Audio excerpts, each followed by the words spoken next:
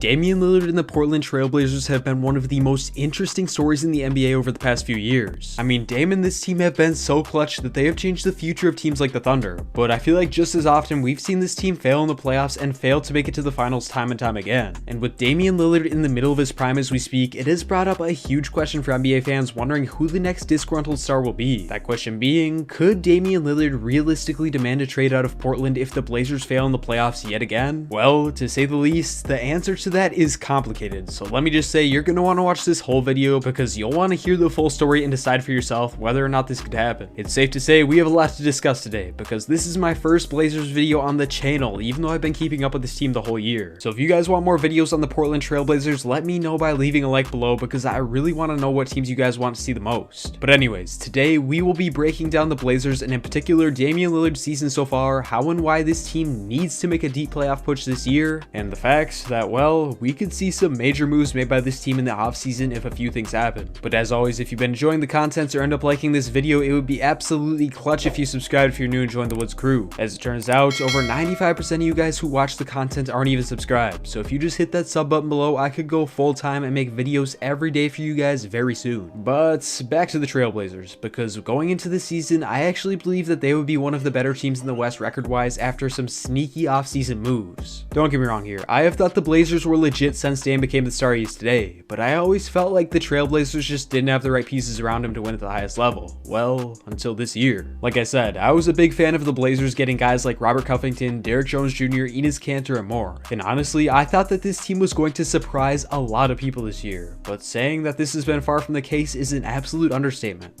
But why? I mean, Damian Lillard has been playing like an MVP, this team has other great offensive players in Melo and McCollum, not to mention guys like Robert Covington who can be versatile defenders, so why does this team have a record of 32-27? Well, there are many reasons why the Blazers have struggled, but what we have to discuss today is what this team needs to fix if they want to be legit in the playoffs this year, and more importantly, keep Damian Lillard content because he is the backbone of this entire franchise. And honestly, he needs to win soon or things could take a turn for the worse for this whole franchise. In my eyes, there's a good chance that the Blazers could make some noise in the playoffs this year if they get a top 6 seed and make a couple changes in their game to help them win at the highest level. So with that being said, let's just get right into this issues I've noticed with this team so far this year and why they need to fix these things for the greater good of the franchise so they can show Dame that they are capable of making a winning roster around him. Now, in no way, shape, or form am I saying that the Blazers have been bad this year because they've had to deal with many things like injuries which have plagued many teams this year. But I have definitely noticed quite a few things that in my eyes need to change before the team enters the 2021 NBA playoffs. I believe that a major reason why this Blazers team has had a somewhat disappointing record this year is because of the fact that their defense has just been flat out bad. And I hate to break it to Blazers fans, but this could very well be what leads to their downfall this year. Looking at the names on the roster, you wouldn't think that this team would struggle on defense like they have. Like I said, they have guys like Rocco and others who can be above average defenders. But when you look deeper into the stats, they tell the harsh truth about this team's defense. Despite having the 6th best offensive rating in the league, this Blazers team has the 23rd worst defensive rating. And if they don't turn this around, I could very well see them in the play-in game, which is not where they want to be to say the least. But how can this team fix their defensive issues? The trade deadline is gone and all of the best defensive players in the buyout market are also gone. Well, that's where the issue is, because I actually don't believe that the Blazers can step up their defense much more than it is now, and the root cause of that is actually in their backcourt of Dame and CJ McCollum. Don't get it twisted, because this is one of the best offensive backcourts in the league, but it also is one of the worst defensive ones as well, and that's a trade-off the Blazers have accepted and tried to build around. Remember when I said this team was 6th best in offensive rating? Well, that is almost all because of the Blazers backcourt, and without them, they would be mediocre at best. With that being said, what I'm trying to say here is that this team most definitely has a defensive ceiling, with their backcourt consisting of 2 guys who are average defenders at their best. But there are a few things that this team can do to elevate their defense at least a little bit when it matters most, and in my eyes, it comes down to the lineups on the floor. For the most part this season, it has been clear that the Blazers just haven't been running the lineups that allow this team to win on defense. If you've been watching the games, you should know exactly what I'm talking about, because when the starting lineup is in the game, they're average on defense, but when the second unit comes in, well, to say the least, their defense is one of the worst in the league, and that's not even an understatement.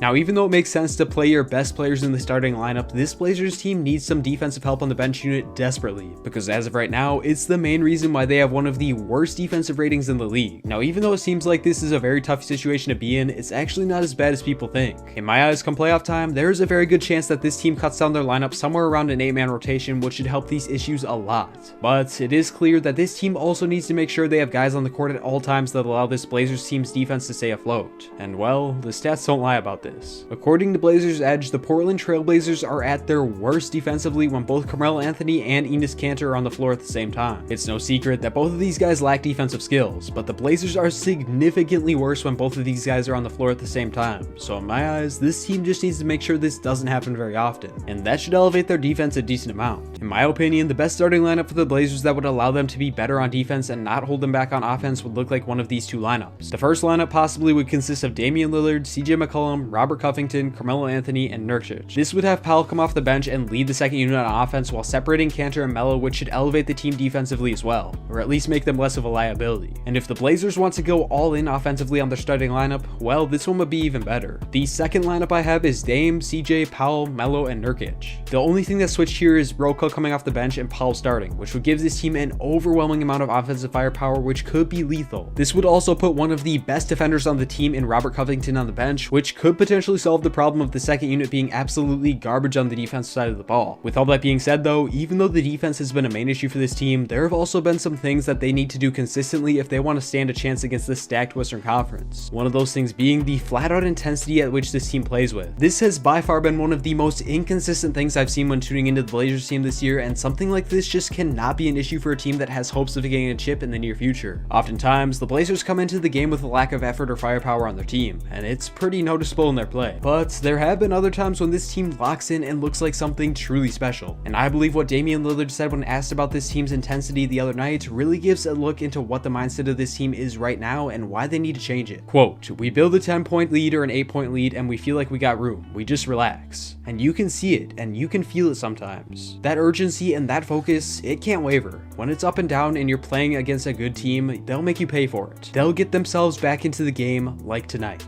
It is clear that the mindset of this team just isn't like the ones that are on the top of the conference dominating the season. I mean, look at a team like the Suns who had a chip on their shoulder coming into this year and haven't taken their foot off the gas one bit for this entire season. I believe that this is exactly what this team needs to do right now. They need to lock in and play every game like it's the NBA Finals, which in itself will help their offense and defensive issues. Extra hustle plays, whether it's diving for a loose ball on defense or putting that extra effort in just to get that one rebound, go a long way. And in my eyes, if the Blazers start doing things like this, they could be one of the biggest surprises in the playoffs this year. But the fact is, this team needs to win not only for the franchise, but for Damian Lillard. Because even though my man has undeniably been one of the most loyal players in the league, if the Blazers fail in the playoffs and don't make any big moves to try and make themselves contenders, we could very well see Dame start to get upset and maybe even demand a trade and become one of the next disgruntled stars. Now, do I think this will happen anytime soon? Honestly, no. But we did just see how a team like the Rockets with Harden went from making deep playoffs runs to all of a sudden getting a trade demand from their star, so you really never know what could happen with Dame and the Blazers. There are definitely some more things I believe that the Trailblazers need to do to contend or make a solid run this year, so if you want a follow-up video to this one, let me know by dropping a like and comment below, and I'll make sure to make that within the next week or two. But to say the least, it will be very interesting to see if the Blazers are able to make some adjustments that will allow them to win at the highest level, because even though some say they have been poorly constructed roster around Dame, I believe that this team has the pieces they need to get some big wins in the playoffs. But I guess all we can do is wait and see if this team is even able to secure a top 6 seed or if their fate will be in the play-in games. Thank you all so much for tuning in. If you did enjoy this video, it would mean the world if you subscribed if you're new and join the Woods crew, because that is legitimately all it takes for me to go full-time very soon. But regardless, I really appreciate all you guys still watching.